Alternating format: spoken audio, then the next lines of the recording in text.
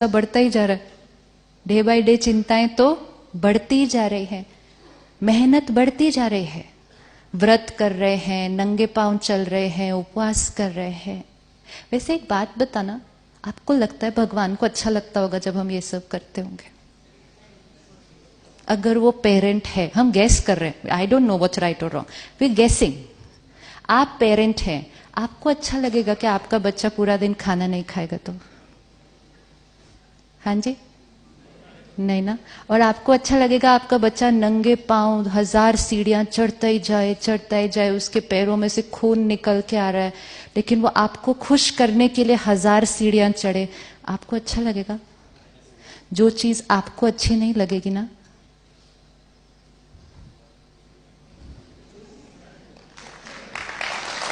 Check कर लेना चाहिए हमेशा करने के टाइम। अगर आपका बच्चा एक दिन आपको कह दे कि 1 minute, let me just finish, then we'll take questions.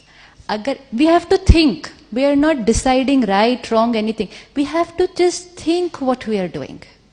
We were doing everything for purification, right? Purify करना था हमने अपने आप को, लेकिन प्योरिफाई किसको करना था हमने? जिसने गलत किया था, जिसने विकार किए थे, उसको प्योरिफाई करना था। हम किसको प्योरिफाई करने लग गए?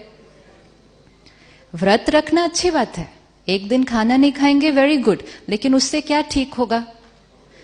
Detoxification of the body. हमें डिटॉक्सिफिकेशन किसकी करनी थी? सोल की। खाना नहीं खाने से शरीर की क्लेंजिंग हो सकती है, लेकिन खाना नहीं खाने से आत्मा की क्लेंजिंग कैसी होगी? आत्मा तो और ही उस दिन थोड़ी थोड़ी ऐसे ऐसे हो रही होती है, कब 9 बजे तो कब खाना खाऊं। और फिर अगर किसी और को कोई अच्छी चीज खाते हुए देख लिया, होता है नहीं होता? 9 दिन नवरात्रे होते हैं तो 9वें दिन 12 बजे,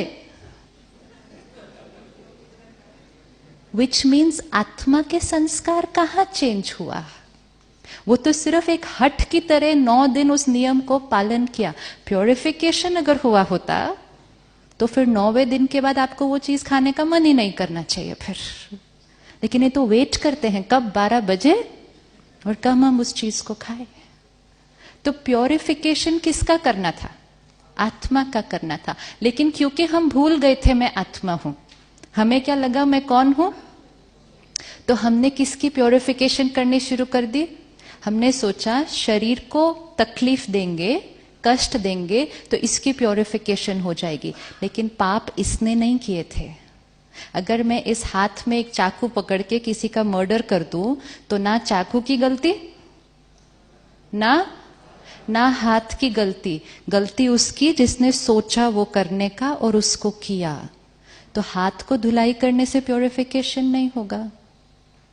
फिर हम गए गंगा स्नान करने, श्रद्धा से, भावना से गए, डुबकी लगाई, बाहर निकले, शुद्धिकरण हो गया, शुद्धिकरण हो गया।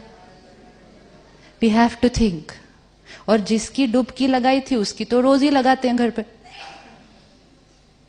शुद्धिकरण किसका होना चाहिए था? कि गया कोई और था, संस्कार बदल के वापस आए, तब शुद्धिकरण हुआ। हवन किया हमने अपने घर पे, आहुति डाली ना। आहुति डालते टाइम क्या बोलते हैं? स्वाहा स्वाहा। किस चीज को स्वाहा करना था?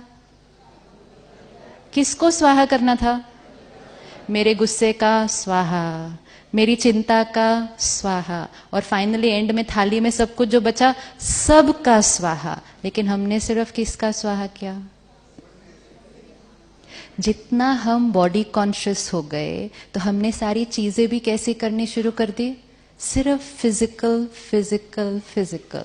इसलिए रिचुअल्स वर वेरी एक्यूरेट, लेकिन they were meant for the purification of the soul. लेकिन हम आत्मा कुछ और सोच रही है, हवन कर रहे हैं, सोच रहे हैं वो आया कि नहीं आया, वो क्यों नहीं आया, उसके हवन पे तो मैं गया था, वो ऑफिस के लिए लेट हो रहा है, पंडित जी का हवन खत्म ही नहीं होता, पंडित जी जल्दी करो, देर हो रही है, हाफ डे की छुट्टी ली थी सिर्फ। ये प्योरिफिकेशन नहीं हो रहा है, ये प्योरिफिकेशन नहीं हो रहा है, ये सिर्फ नियम पालन हो रहा है। तो फिर अगर सिर्फ नियम पालन करेंगे, प्योरिफिकेशन नहीं करेंगे, तो चार्जिंग कैसे फील होगी फिर? और इसीलिए चार्जिंग नहीं फील हो रही है। अब प्योरिफिकेशन किसका करना है सिर्फ? और उसको प्योरीफाई करने के लिए क्या करना पड़ेगा? सिर्फ क्या करना पड़ेगा? स्वाहा करना पड़ेगा। तो किसको स्वाहा करना पड़ेगा? विकारों को स्वाहा करना पड़ेगा। स्नान करना पड़ेगा। तो किसके अंदर स्नान करना पड़ेगा?